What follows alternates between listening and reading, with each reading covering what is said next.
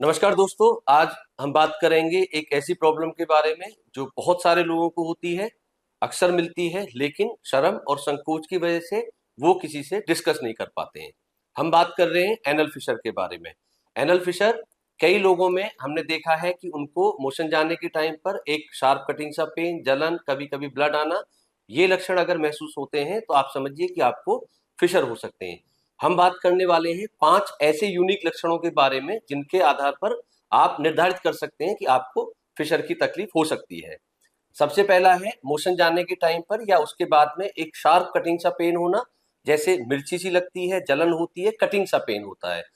दूसरा लक्षण है कि मोशन के टाइम पर या उसके बाद में एक फ्रेश ब्लड, कई बार वो हमें स्टूल के साथ में ब्लड की लाइन जैसी लगी हुई महसूस होती है। तीसरे लक्षण की अगर हम बात करें तो वो होता है कि एनस के बीच में जो हमारा वर्ज होता है, जो हमारा मार्जिन होता है, वहां पर हमें एक क्रैक जैसा, एक कट जैसा महसूस होता है।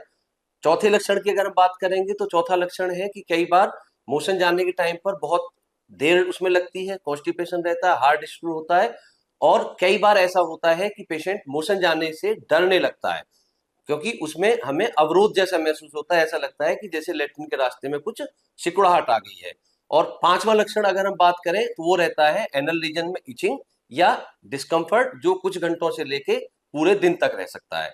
अब अगर इसके बचाव की हम बात करें तो 4 ऐसे मेन उपाय जिनको करके हम इस बीमारी से या तो बच सकते हैं या बीमारी होने के बाद में लक्षणों की तीव्रता को हम कम कर सकते हैं। पहला है सिट्स बाथ। सिट्स बाथ मतलब अवगाहन। मैंने पहले भी अपनी कई वीडियोज में इसकी इंपॉर्टेंस के बारे में बताया है।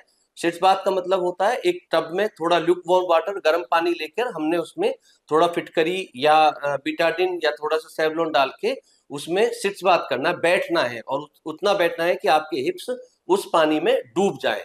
10 से 12 मिनट का एक प्रोसीजर अगर हम डेली करते हैं तो एक्यूट पेन के स्टेज में हमें इससे काफी राहत मिलेगा। दूसरा है high fibre diet. High fibre diet मतलब ऐसा खाना हमने खाना है जिसमें फाइबर की मात्रा ज्यादा होती है, जैसे कि सलाद हमने ज्यादा लेना है, खीरा हम उसमें खा सकते हैं, पपीता हम उसमें सेवन कर सकते हैं, सेब, नाशपाती इनका हम सेवन कर सकते हैं, अंजीर का हम सेवन कर सकते हैं।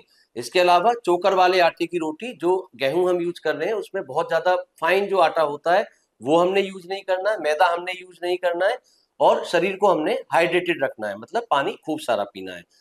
तीसरे अगर हम उपचार की बात करें या घरेलू उपाय की हम बात करें तो शार्प कटिंग पेन जिन लोगों को होता है और जिनको फिशर का जख्म दिखाई दे रहा है, वहां पर हम जो एक साफ नारियल तेल होता है उसमें थोड़ा सा हल्दी मिला के अगर हम उस फिशर में लगाते हैं तो डेफिनेटली ये हमें तुरंत राहत देने वाला होता है।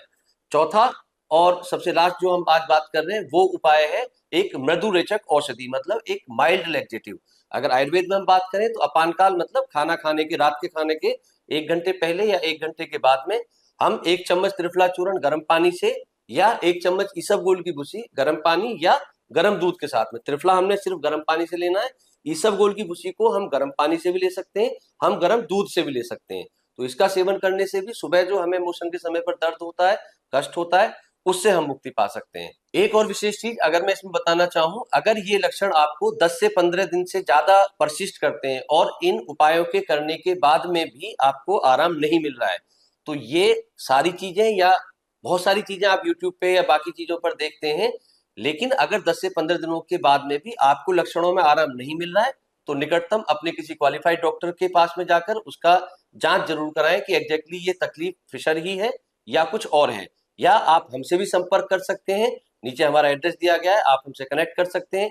अगर आपको ये वीडियो पसंद आया हो तो इसको लाइक करें, शेयर करें अपने उन दोस्तों के साथ में जो शर्म की वजह से इस तरह के लक्षणों को इग्नोर करते हैं। सब्सक्राइब करें हमारा चैनल ताकि अगली हेल्थ टिप मिले सबसे पहले आपको। धन्यवाद।